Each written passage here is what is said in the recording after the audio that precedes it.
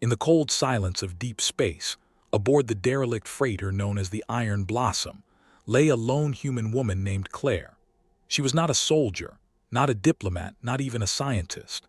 She was simply a cargo technician, one of the thousands who kept the supply lines of human colonies running across the stars.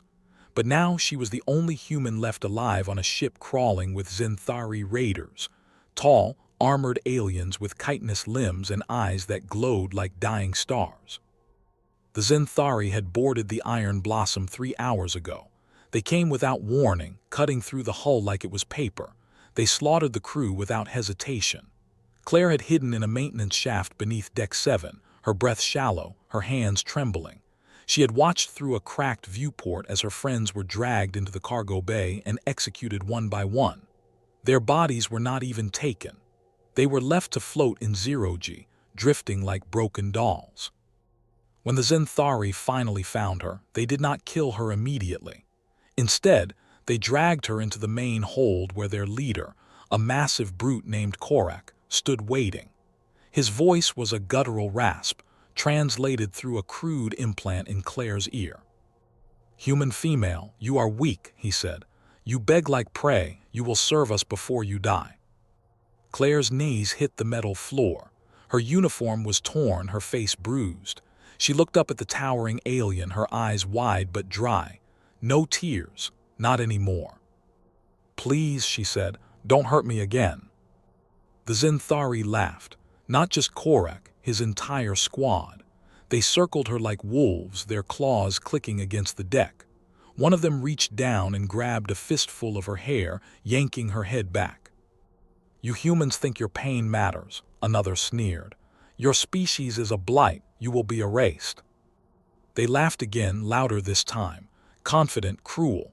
They believed they had already won. But they did not know what Claire had done. While they were busy gloating, while hiding in the maintenance shaft, she had rerouted the ship's auxiliary power through the emergency defense grid. She had bypassed 3 firewalls, rewired a fried capacitor, and linked the neural override to her own biometrics. It was a desperate gamble, one that would either fry every system on the ship or activate the dormant Sentinel Protocol. The Sentinel Protocol was a classified human defense system buried deep in the Iron Blossom's core by a paranoid engineer who never trusted alien tech. It was never meant to be used. It was a last resort failsafe designed to turn the ship itself into a weapon. And Claire had just armed it. As the Zinthari laughed, she closed her eyes and whispered a single command into her wristcom, her voice barely audible over their jeers. "Activate Sentinel." For a heartbeat, nothing happened. Then the lights flickered. The Zinthari stopped laughing. The ship groaned, a deep metallic shudder running through its frame. Panels along the walls slid open, revealing hidden turrets. The floor beneath the aliens began to glow with a faint blue light. Korak turned toward the nearest console, his claws flying over the interface. "What is this? What have you done?" Claire rose slowly to her feet. Her body ached. Her lip was split, but her voice was steady. "You thought we were weak because we asked for mercy, but mercy isn't weakness, it's restraint." The Sentinel Protocol engaged. Nanodrones erupted from the vents, swarming the hold like a silver storm. They latched onto the Zinthari armor, burrowing into joints and seams, shorting out their power cores.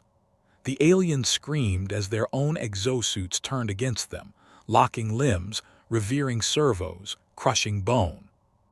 Korak roared and charged at Claire, but the floor beneath him electrified. He convulsed, smoke rising from his carapace before collapsing in a heap.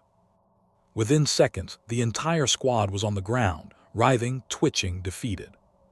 Silence returned to the hold, broken only by the hum of the ship's systems and Claire's ragged breathing. She walked over to Korak, who was still conscious, his glowing eyes wide with disbelief. You are just one human," he rasped. Claire knelt beside him, her expression calm. One human was all it took. She stood, turned, and walked toward the bridge. The Sentinel Protocol had locked the ship down, sealing all exits. The Zenthari mothership outside would soon realize something was wrong. They would send more troops, or worse, they would fire on the Iron Blossom from orbit. But Claire was already 3 steps ahead. She accessed the comms array and sent a single encrypted burst toward the nearest human fleet coordinates, threat level critical, and a message. They boarded us.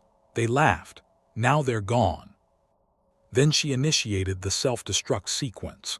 Not because she wanted to die, but because she knew what the Zenthari mothership carried.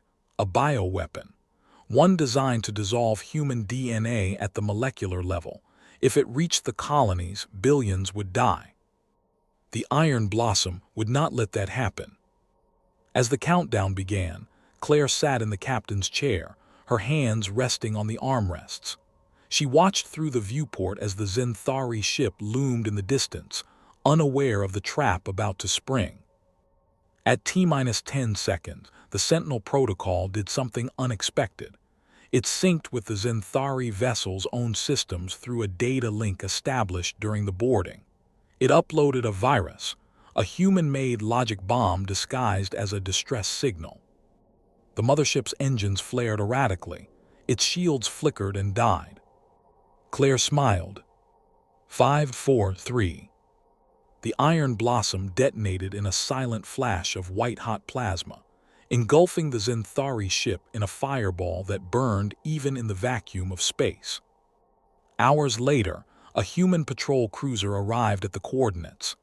They found no survivors, no wreckage, just a faint energy signature and a single data chip floating in the debris field. When they played it back, they heard Claire's voice, calm, clear, and unbroken. "If you're hearing this, I did my job.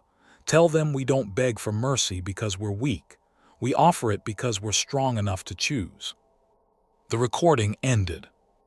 The crew of the cruiser stood in silence for a long time. Then their captain turned to his first officer and said, "Log it, name it the Claire Protocol, and make sure every ship in the fleet knows her name." Because in the end, it wasn't weapons or warships that saved humanity that day. It was one woman who refused to stay on her knees.